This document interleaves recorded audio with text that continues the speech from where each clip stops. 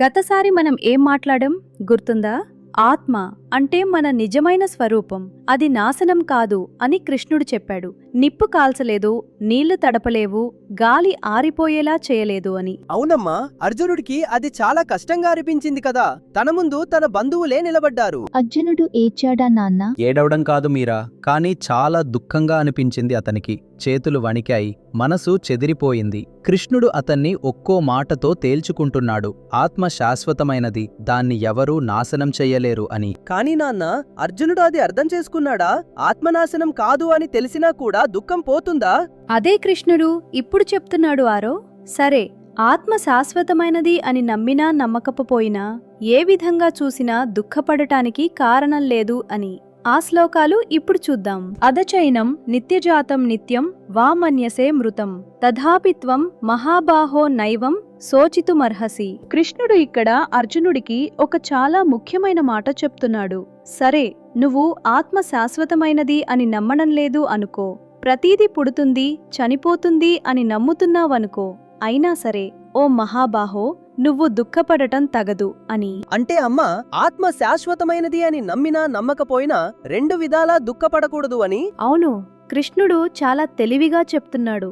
నువ్వు ఏ కోణం నుండి చూసినా దుఃఖపడటానికి కారణం లేదు అని. నాన్న, మహాబాహో అంటే ఏమిటి? మీరా, మహాబాహో అంటే గొప్ప భుజాలు ఉన్నవాడు అని. అర్జునుడు గొప్ప యోధుడు కదా, కృష్ణుడు అతన్ని అలా పిలిచాడు. నువ్వు ఇంత శక్తిమంతుడివి, ఇంత బలశాలివి, ఇలాంటి దుఃఖానికి లొంగిపోవడం తగదు అని అర్థం. అంటే కృష్ణుడు అర్జునుడికి నువ్వు బలవంతుడివి, ఇది నీకు తగదు అని చెప్తున్నాడా? అవును ఆరవ్, ఇప్పుడు తర్వాతి శ్లోకం చూద్దాం.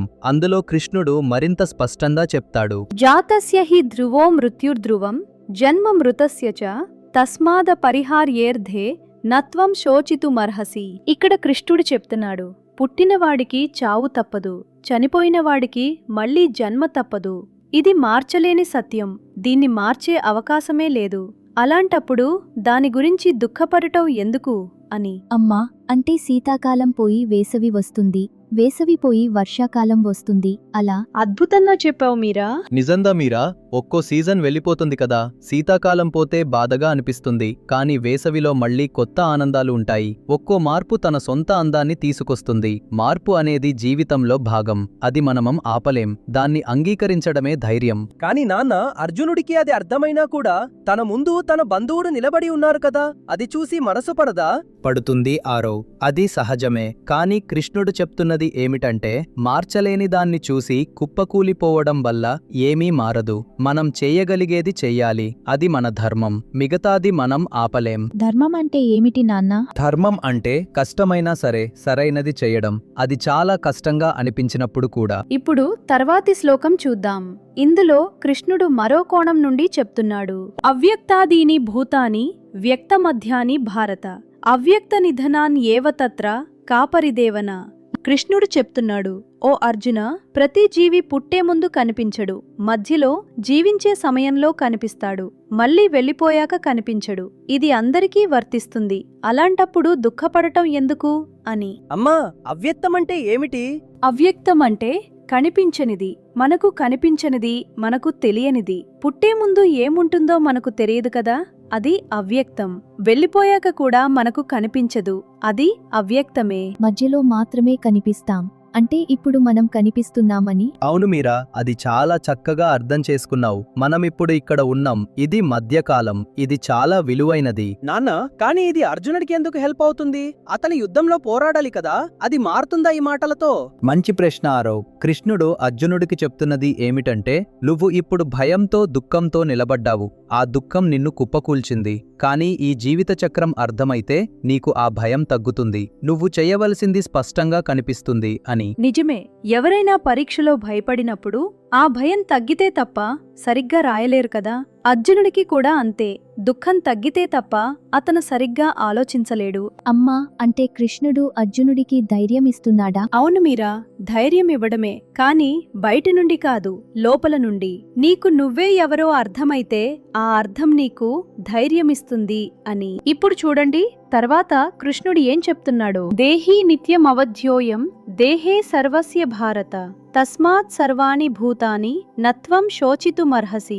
ఇక్కడ కృష్ణుడు చాలా స్పష్టంగా చెప్తున్నాడు, ఓ అర్జున, ప్రతి శరీరంలో ఉన్న ఆత్మ శాశ్వతంగా నాశనం కాదు, అది ఎవ్వరూ చంపలేరు, అందుకే ఏ జీవి గురించి అయినా దుఃఖపడటం తగదు అని. అమ్మా, దేహి అంటే ఏమిటి? దేహి అంటే శరీరంలో నివసించేవాడు, అంటే ఆత్మ. శరీరం వేరు, ఆత్మ వేరు. ఆత్మ శరీరంలో ఉంటుంది, కానీ అది శరీరం కాదు. అంటే నా లోపల నేను ఉన్నాను, శరీరం వేరే. చాలా బాగా చెప్పావు మీరా. నువ్వు నీ చెయ్యి కాదు, నీ కాలు కాదు, నువ్వు లోపల ఉన్నావు. ఆ నువ్వు అదే ఆత్మ. నాన్న, ఆత్మనాశనం కాదు అని తెలిస్తే అర్జునుడికి ఏమనిపించింది? ధైర్యం వచ్చిందా?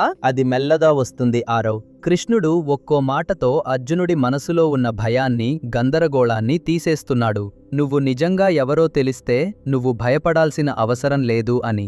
నువ్వు నీ నిజమైన స్వరూపం తెలుసుకుంటే అందులో ధైర్యం దాగి ఉంటుంది. అంటే ఆత్మ గురించి తెలుసుకోవడం అది కేవలం చదువుకోవడం కాదు, అది మనకు ధైర్యమిస్తుంది. మనం ఎవరో అర్థమైతే జీవితంలో ఏం వచ్చినా ఎదుర్కోగలం. అమ్మా, నాకు కూడా అలా అనిపించాలని ఉంది. అది వస్తుంది మీరా. మనమిప్పుడు అదే నేర్చుకుంటున్నాం కదా. ఇప్పుడు మళ్ళీ 2.20 శ్లోకం గురించి ఒక్కసారి ఆలోచిద్దాం. కృష్ణుడు అన్నాడు కదా, ఆత్మ శాశ్వతమైనది అని నమ్మినా నమ్మకపోయినా రెండు విధాలా దుఃఖపడాల్సిన అవసరం లేదు అని. ఇది చాలా గొప్ప మాట. ఎందుకు నాన్న? రెండు విధాలా ఎందుకు? అర్జునుడు రెండు విషయాల గురించి కంగారు పడుతున్నాడు. ఒకటి, ఆత్మ శాశ్వతమైనది అంటే నేను యుద్ధంలో చంపినా పర్వాలేదా అని. రెండు, ఆత్మ శాశ్వతమైనది కాకపోతే నా బంధువులు పోయారు అని దుఃఖపడాలా అని. కృష్ణుడు రెండు కోణాలు చూపించాడు. రెండు విధాలా కూడా దుఃఖానికి కారణం లేదు అని. అంటే అర్జునుడు చాలా ఆలోచిస్తున్నాడు కదా నాన్న. అవును మీరా, అతను తప్పు చేయాలని లేదు, అతనికి నిజంగా బాధగా ఉంది. కానీ కృష్ణుడు చెప్తున్నది, నీ బాధ నిజమైనది, కానీ నీ అర్థం తప్పు. నువ్వు ఏం చెయ్యాలో అది మర్చిపోయావు అని. అమ్మా, ఆత్మ అనే మాట చాలాసార్లు వింటున్నాం, అది నిజంగా ఏమిటి? ఆత్మ అంటే మన నిజమైన స్వరూపం. శరీరం మారుతుంది, పెద్దవుతుంది, ముసలిదవుతుంది, కానీ లోపల ఉన్న నువ్వు మారదు. ఆ మారని స్వరూపమే ఆత్మ. అమ్మా, నేను చిన్నప్పుడు ఎలా ఉన్నానో ఇప్పుడు మారాను కదా, కానీ నేను నేనే కదా. అది చాలా బాధ చెప్పావు మీరా. శరీరం పెరిగింది, కానీ నువ్వు అనే భావన మారలేదు. అదే ఆత్మ. మన నిజమైన స్వరూపం తెలిస్తే మనకు ధైర్యం వస్తుంది. అది ఈ శ్లోకాలు మనకు చెప్తున్నది. ఇప్పుడు చూడండి, ఒక చాలా అద్భుతమైన శ్లోకముంది. ఆశ్చర్యవత్ పశ్యతి కశ్చిదేన మాశ్చర్యవద్వదతి తథైవ చాన్యః ఆశ్చర్యవచ్చైనమన్యః శృణోతి శృత్వాప్యేనం వేదన చైవ కశ్చిత్. ఇందులో కృష్ణుడు చెప్తున్నాడు, కొందరు ఆత్మను చూసి ఆశ్చర్యపోతారు, కొందరు దాని గురించి మాట్లాడుతూ ఆశ్చర్యపోతారు, కొందరు వింటూ ఆశ్చర్యపోతారు, కాని విన్నా కూడా పూర్తిగా అర్థం చేసుకోలేరు అని. అంటే ఆత్మ అర్థం చేసుకోవడం చాలా కష్టమా అమ్మా? అది అర్థం చేసుకోవడం కష్టం కాదు ఆరవ్, కానీ అది చాలా అద్భుతమైనది.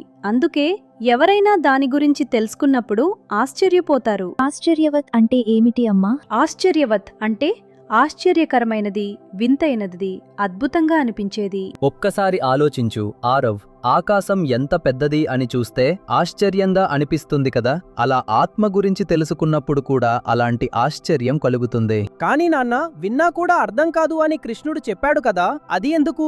చాలా మంది చెవులతో వింటారు, కానీ మనసుతో వినరరు. ఆత్మ గురించి మనసు తెరుచుకుని వింటేనే అర్థమవుతుంది. అందుకే కృష్ణుడు చెప్తున్నాడు, ఇది వినడానికి, చదవడానికి మాత్రమే కాదు, అనుభవించడానికి అని. ఈ శ్లోకం మనకు ఒక విషయం చెప్తుంది. జీవితం, ఆత్మ, ఉనికి ఇవి చాలా అద్భుతమైనవి. వాటిని చూసి ఆశ్చర్యపడగలిగితే అది ఒక గొప్ప అనుభవం. నాకు ఆకాశంలో నక్షత్రాలు చూస్తే అలా అనిపిస్తుంది అమ్మా, చాలా అద్భుతంగా. అదే నీరా, అది ఆత్మకు దగ్గరగా ఉండే అనుభవం. ఇప్పుడు ఈ అన్ని శ్లోకాలు కలిపి చూస్తే కృష్ణుడు అర్జునుడికి ఏం చెప్తున్నాడో అర్థమవుతుంది. ఆత్మ నాశనం కాదు, జీవితం చక్రంలా మారుతూ ఉంటుంది. మారనిది నీ నిజమైన స్వరూపం. ఆ స్వరూపం తెలిస్తే ధైర్యంగా నిలబడగలవు. నాన్న, అర్జునుడికి ఇది వింటే ఏమనిపించిందో అని అనిపిస్తుంది. అతను ఇంకా ఏడుస్తున్నాడా? అతను ఇంకా అర్థం చేసుకుంటున్నాడు ఆరవ్. కృష్ణుడు చాలా మాట్లాడాడు, ఒక్కసారిగా అన్నీ మారవు, కానీ మెల్లగా అర్జునుడి మనసు తెరుచుకుంటుంది. నాన్న, మనకు కూడా కష్టంగా అనిపించినప్పుడు ఆత్మ నాశనం కాదు అని గుర్తు చేసుకోవాలా? అవును మీరా, కష్టం వచ్చినప్పుడు నేను ఇంతకంటే పెద్దవాడ్ని, నేను ఈ కష్టం కంటే పెద్దవాడ్ని అని గుర్తు చేసుకోవడం అదే ధైర్యం. అమ్మా, ఇప్పుడు నాకు అర్థమైంది. కృష్ణుడు అర్జునుడికి బయటి నుండి ధైర్యం ఇవ్వడం లేదు, లోపల నుండి తెచ్చుకోమని చెప్తున్నాడు. అద్భుతంగా చెప్పేవారో, అది నిజంగా చాలా గొప్ప అర్థం. కృష్ణుడు అర్జునుడిలో ఉన్న ధైర్యాన్ని మేల్కొల్పుతున్నాడు, కొత్తదివ్వడం లేదు. ఇది మనకు కూడా వర్తిస్తుంది. మనం ఎవరో అర్థమైతే ఏ మార్పు వచ్చినా, ఏ కష్టం వచ్చినా మనం ఎదుర్కోగలం. అది మార్పును అంగీకరించడం, పారిపోవడం కాదు. నాన్నా, అర్జునుడికి ఇంకా ఏం చెప్తాడు కృష్ణుడు? మీరా తర్వాత కృష్ణుడు అర్జునుడికి అతని ధర్మం గురించి చెప్తాడు. నువ్వు యోధుడివి, నీ ధర్మం ఏమిటో తెలుసుకో అని. ఆ శ్లోకాలు చాలా శక్తివంతంగా ఉంటాయి. ఈరోజు మనం చాలా ముఖ్యమైన విషయాలు మాట్లాడాం.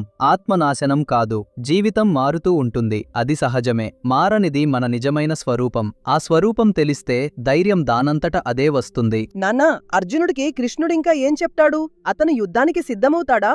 తర్వాతి శ్లోకంలో కృష్ణుడు అర్జునుడికి నేరుగా చెప్తాడు, నువ్వు క్షత్రియుడివి, నీ ధర్మం యుద్ధం. ఈ యుద్ధం నీకు స్వర్గద్వారం తెరుస్తుంది. అది విన్నప్పుడు అర్జునుడికి ఏమనిపించిందో అది మనం చూద్దాం. అమ్మా, స్వర్గద్వారం అంటే? అది తర్వాత తెలుసుకుందాం మీరా.